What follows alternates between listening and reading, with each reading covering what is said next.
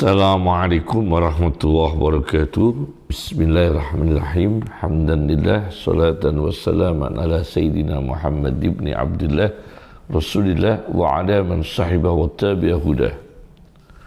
Profesor Dr. Dadang Hawari, psikiater, menulis sebuah buku Al-Quran, Ilmu Kedokteran Jiwa dan Kesehatan Jiwa,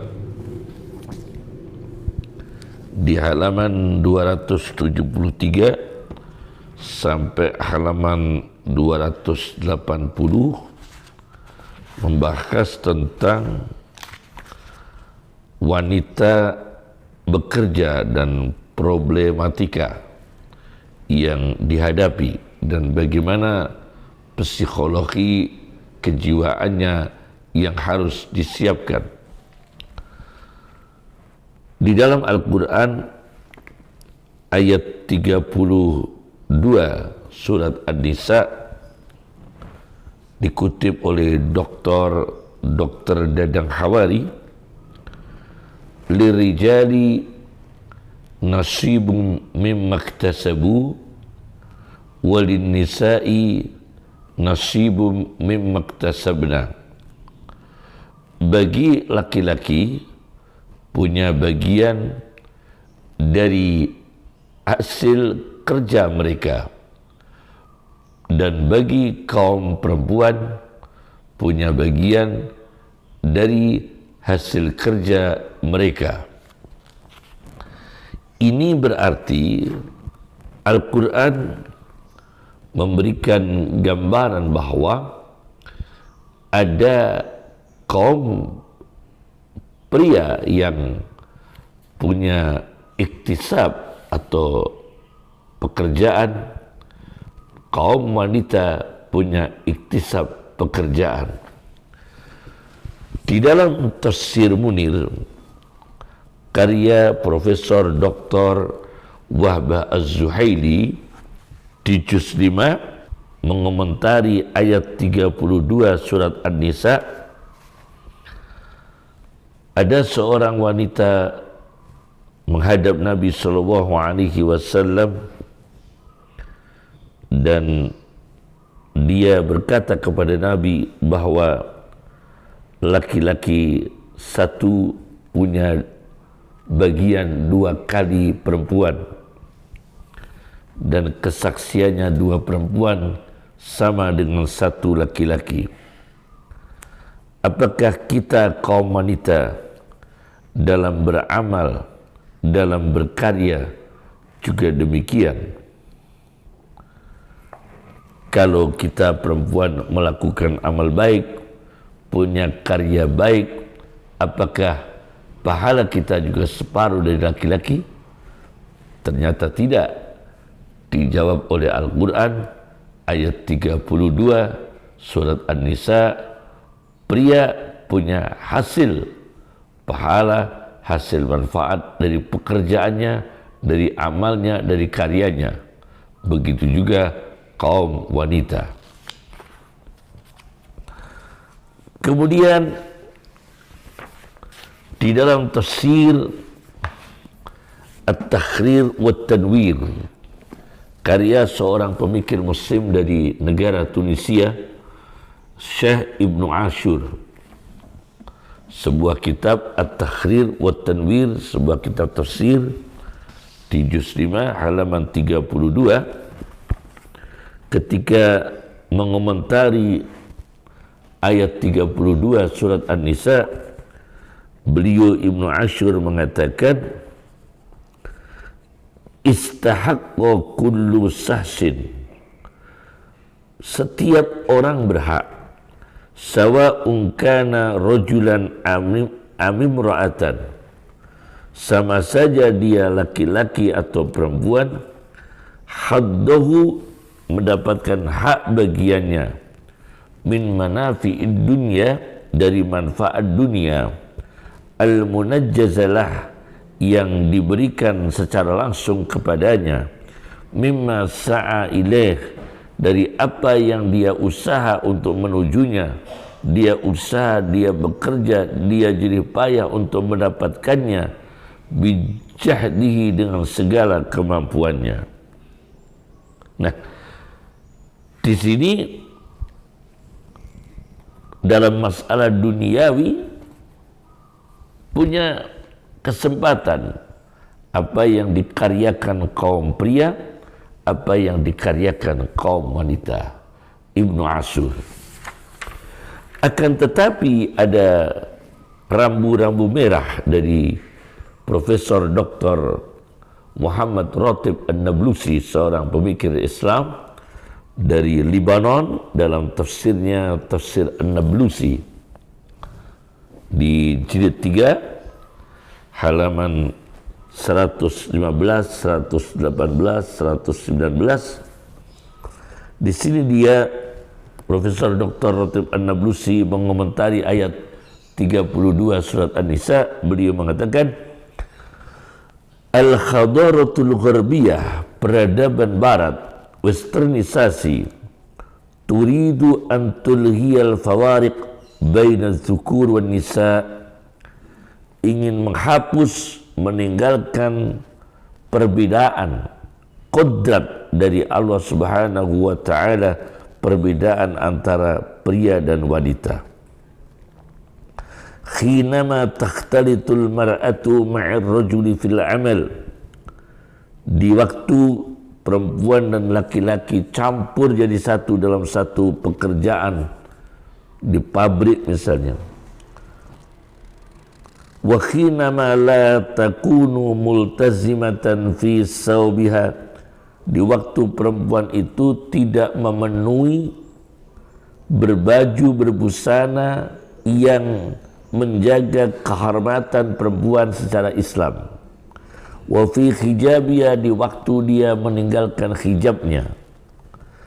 Hatta yansha'a an hadal ikhtilat wat tawasul, maka banyak problem perempuan laki-laki yang bekerja di suatu pekerjaan, satu kantor, satu pabrik, satu ruangan, karena campur dan saling berhubungan terjadilah fasadun, kerusakan-kerusakan.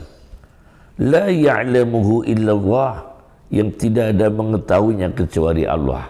Perselingkuhan terjadi di mana-mana. Dan itu empiris, yakni fakta.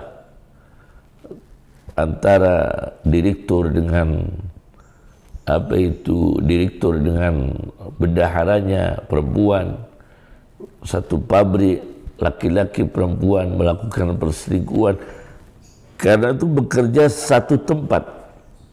Dan ditemukan suatu buku berjudul Amalul Mar'ah fil Mizan, bekerjanya perempuan dalam pertimbangan. Di sini pengarang buku Amalul Mar'ah fil Mizan dengan bahasa Arab mengumpulkan ikhsa'atil alam al-gharbi, mengumpulkan data statistik dunia barat lil fasad, mengenai kerusakan al-aridi, yang sangat luas, alladhi yahsulu, yang terjadi, khinama takunul mar'atu ma'ir rajuli fil amal, di waktu perempuan dan laki-laki jadi satu dalam pekerjaan. Maka harus diwaspadai. Bekerja, tetapi bekerja dengan menjaga kehormatan laki-laki dan kehormatan perempuan, agama laki-laki, agama perempuan, yakni iffah terjaga. Kemudian di tafsir Dr. Ratib An-Nablusi jilid 3 halaman 115. Nah, oleh karena itu Profesor Dr. Dadang Hawari memberikan penjelasan tentang apa mental yang harus disiapkan, kebutuhan psikologinya yang harus disiapkan bagi perempuan, yakni khususnya istri yang sedang bekerja. Di halaman di buku Ilmu Kedokteran Jiwa dan Kesehatan Jiwa halaman 278, 279 dan 280. Saya baca satu persatu, tidak semua tapi ya. Di antaranya, bagi istri yang bekerja, satu, pertama, bagi istri yang bekerja, supaya tidak terjadi kerusakan dan harmonis dalam rumah tangga dengan baik, terjaga akhlaknya, terjaga kehormatannya, terjaga agamanya, terjaga ibadahnya. Satu, istri bekerja, apakah motivasinya? Itu harus dibaca, harus dipelajari. Apakah untuk menambah pendapatan, atau sekedar karir, atau mengisi waktu belaka, yakni tidak urgent, maka hindari. Kalau sudah cukup, yang pria bekerja sudah lebih-lebih, perempuan hanya sekedar mengisi waktu, ini tidak diperlukan. Yang kedua, istri bekerja berarti lebih banyak waktu di luar rumah, dan lebih banyak bergaul dengan orang-orang lain, termasuk pria. Sampai berapa jauhkah sudah diperhitungkan kemungkinan akan terjadinya efek samping dalam pergaulan pada ruang lingkup pekerjaan itu. Jadi kalau kira-kira istri ini mentalnya tidak kuat, dia mudah terpengaruh laki-laki, dia mudah bergaul, kemudian dia mudah tidak menjaga kesopanan, dia mudah terkontaminasi dengan pria-pria lain, maka jangan bekerja perempuan itu. Kalau laki-lakinya sudah cukup ya. Dan motivasi itu, motivasi bekerja juga dipelajari efek dari dia bekerja. Yang ketiga, istri bekerja dapat meringankan beban rumah tangga, meningkatkan status sosial ekonomi keluarga. Sampai berapa jauhkah suami dapat menghargai, apresiasi terhadap partisipasi istrinya itu? Artinya bagaimana? Istri bekerja, tetapi dengan istri bekerja itu justru tidak menambah apresiasi seorang suami kepada istri, karena suaminya sudah cukup dan sudah tanggung jawab, tidak mendesak istrinya memaksakan diri bekerja, tapi suaminya tidak mengapresiasi, tidak menyetujui, maka akan terjadi perkelahian terus, akan terjadi cekcok terus-menerus, datang bekerja bertengkar, datang bekerja bertengkar, dan itu akan mengganggu keharmonisan rumah tangga. Keempat, istri yang bekerja guna menambah penghasilan, sampai berapa jauhkah keterbukaan suami istri dalam hal keuangan? Seringkali terjadi bahwa karena istri bekerja atau berpenghasilan, lalu suami lalai dalam tanggung jawab finansial rumah tangga, sehingga semua biaya rumah tangga ditanggung sendiri. Suami tidak mau tahu dan gajinya sendiri dirahasiakan. Nah, efek istri bekerja justru tidak mendidik suami. Artinya suami menggantungkan istrinya yang bekerja. Dia tidak tanggung jawab. Padahal suami yang bertanggung jawab menafkahi keluarga. Tapi karena istri memaksakan diri bekerja, justru tidak mendidik suami, justru akan menyebabkan suami ini tidak bertanggung jawab, tidak mau menafkahi, dia bahkan berhenti bekerja atau dia bekerja uangnya dipakai sendiri karena tahu istrinya bekerja. Nah, itu juga dipertimbangkan. Istri bekerja tapi malah menyebabkan suami tidak tanggung jawab dengan nafkah keluarga, juga harus dipertimbangkan. Itu yang keempat. Yang kelima, istri bekerja, dapatkah dijaga keseimbangan mental emosional hubungan suami istri agar tidak terjadi sikap merasa kalangan atas istri dan dicegah sikap kompensasi suami yang merasa terancam superioritasnya. Artinya dengan istri bekerja maka dia merasa dia kalangan atas dan akan merendahkan suaminya juga dipertimbangkan. Apakah dengan istri bekerja itu menyebabkan dia merasa lebih tinggi, lebih kalangan atas, dan terancamlah superiornya suami, direndahkan oleh istri, juga harus dipertimbangkan. Keenam, istri bekerja, dapatkah membagi waktu secara efektif dan efisien, waktu untuk rumah tangga, untuk anak-anak, untuk suami tercinta, untuk mencegah kesenjangan yang terjadi. Maka yang penting adalah bukannya kuantitas waktu, melainkan kualitas waktu yang tersedia dan pemanfaatannya. 7. Istri yang bekerja, sampai berapa jauhkah dapat dijaga peran pokok istri dalam hal ini sebagai pelengkap, sedangkan suami tetap sebagai pencari nafkah utama. Itu ketujuh. Kedelapan, istri bekerja, sampai berapa jauhkah pengertian dan toleransi suami?